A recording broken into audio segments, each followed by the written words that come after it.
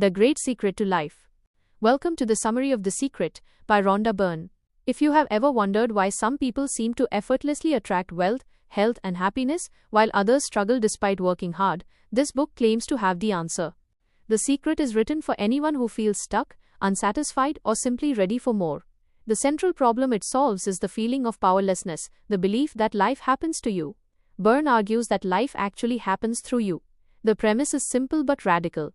You are the creator of your own reality, and by understanding one specific law, you can have, be, or do anything you want. Deep Dive Section 1: The Law of Attraction.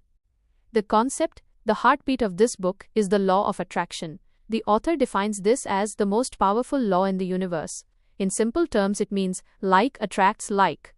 But we aren't talking about physical magnets here, we are talking about thoughts. Byrne explains that your thoughts emit a specific frequency, much like a radio tower. If you're thinking about debt, pain, or loneliness, you're broadcasting on a negative frequency, and the universe must, by law, send back pictures that match that signal. Conversely, if you focus on joy and abundance, you attract those experiences back to you. The anecdote.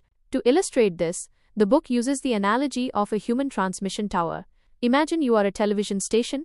If you want to see a different picture on your screen, your life, you cannot just yell at the screen.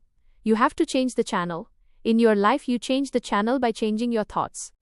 Key terminology: thoughts become things. This is the mantra of the book. The author emphasizes that thoughts are magnetic. If you complain about how bad your day is, you are essentially ordering more bad moments from the catalog of the universe. Deep Dive Section 2: The Creative Process. The concept. So how do you actually use this law? Byrne breaks it down into a specific framework called the creative process, which consists of 3 simple steps: ask, believe, and receive. The framework, Aladdin and the Genie. The book uses the story of Aladdin to explain this dynamic. When Aladdin rubs the lamp, the genie appears and says only one thing: your wish is my command. Step 1. Ask. You must be clear about what you want. You don't need to ask over and over, you just need to place the order once, like ordering from a catalog. Step 2. Believe. This is the tricky part. You must act, speak, and think as though you already have what you asked for. It's about unwavering faith. Step 3. Receive. This means feeling good now. You must get yourself onto the emotional frequency of the thing you want.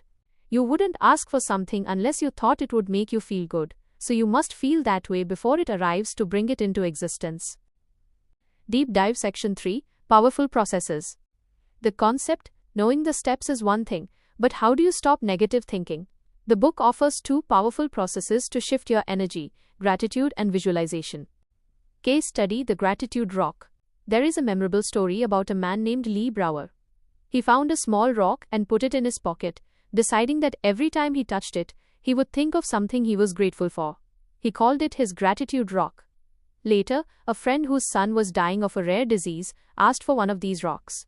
Lee sent it, and months later, the son miraculously recovered. The point isn't that the rock was magic, it was that the rock triggered a shift in focus toward gratitude, which is the fastest way to shift your frequency. Case study: The Vision Board. The second tool is visualization. The book tells the story of John Assaraf, who created a vision board, a collage of images representing his goals. He pasted a picture of a huge, specific dream house on it.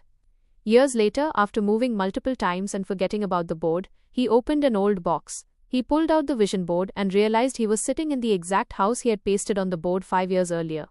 He had bought his dream home without even realizing it was the one he had visualized.